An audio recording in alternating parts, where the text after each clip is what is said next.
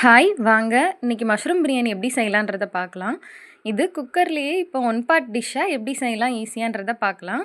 இது தம் போட்டு குக்கரில் செஞ்சுட்டு லாஸ்ட்டில் தோசைக்கல் மேலே ஒரு 5 மினிட்ஸ் வந்து தம் போட்டாலே போதும்.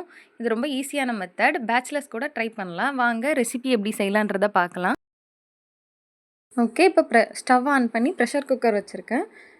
குக்கர் நல்லா சூடானதும் இதில் 1 ஸ்பூன் கீ, 2 ஸ்பூன் ஆயில் சேர்த்துருக்கேன். சன்ஃப்ளவர் ஆயில் சேர்த்துருக்கேன். ஆயில் நல்லா சூடானதும் இதில் ஹோல் கரம் மசாலா சேர்த்துக்கலாம். பட்டை, கிராம்பு, ஏலக்காய் சேர்த்துக்கலாம். இதிலே எண்ணெயிலே நீங்கள் சோம்பு சேர்த்துக்கலாம். நான் லைட்டாக போட்டிருப்பேன். ஓகே, இந்த ஸ்பைசஸ் எல்லாம் சேர்த்து இப்போ 30 செகண்ட்ஸ் ஆச்சு. இதில் இப்போ ஒரு பெரிய வெங்காயம் ஃபுல்லாக கொஞ்சம் திக்காக கட் பண்ணிக்கலாம். இதை நீல வாக்கில் கொஞ்சம் திக்காகவே கட் பண்ணிக்கலாம். இந்த பெரிய சைஸ் வெங்காயம் ஒரு வெங்காயம் எடுத்திருக்கேன். இந்த வெங்காயத்தையும் சேர்த்துக்கலாம். இது கூடவே 2 பச்சை மிளகாவும் சேர்த்து இது கொஞ்சம் கோல்டன் ஃப்ரை கலர் வரது வரை இதை நல்லா வதக்கிக்கலாம்.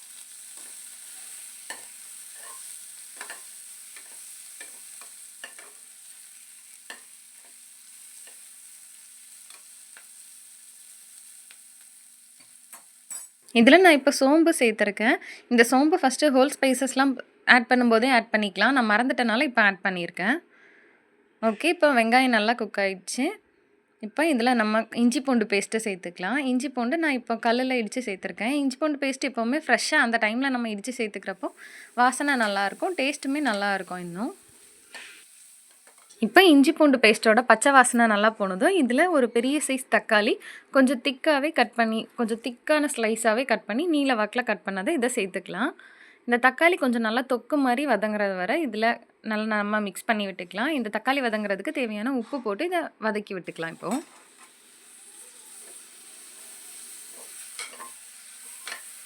இப்போ இந்த தக்காளி நல்லா வதங்கி தொக்கு மாதிரி ஆனதும் இதில் நம்ம ஒரு பேக்கெட் மஷ்ரூம் கட் பண்ணி வச்சுருக்கதை சேர்த்துக்கலாம்.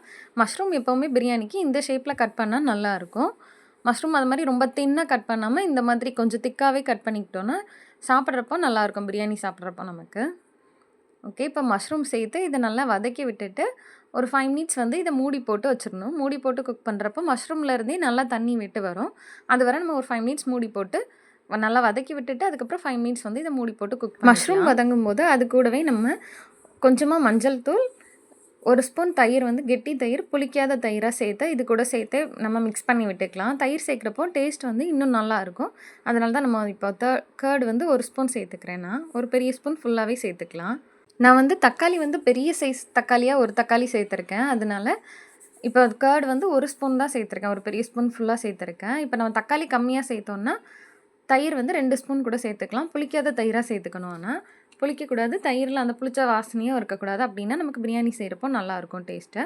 இதில் இப்போ எக்ஸ்ட்ரா நெய்யில் வறுத்த முந்திரி பருப்பு மட்டும் சேர்த்துருக்கேன். நான் இப்போ வீட்டில் பவுடர் பண்ண கரம் மசாலா சேர்த்துருக்கேன். இந்த கரம் மசாலாலேயே நமக்கு மல்லித்தூள்லாம் இருக்கிறனால வேறு எதுவும் எக்ஸ்ட்ரா ஸ்பைசஸ் சேர்க்க வேணாம். கரம் மசாலாவில் மல்லித்தூள், மல்லி, பெப்பர் எல்லாமே சேர்த்துருக்கேன் நான். அதனால் எக்ஸ்ட்ரா ஸ்பைசஸ் எதுவும் தேவையில்லை.